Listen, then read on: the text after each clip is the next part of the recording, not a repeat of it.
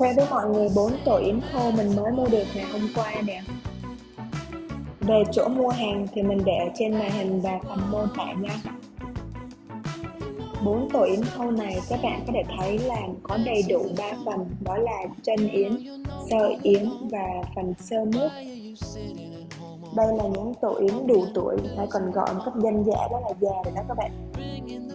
Tại sao mình lại quan trọng tổ yến già đến như vậy? Đó là bởi vì tổ yến già thì chứa đầy đủ các chất dinh dưỡng. Các bạn càng chưng thì càng thơm, ngon và có độ giòn nhất định.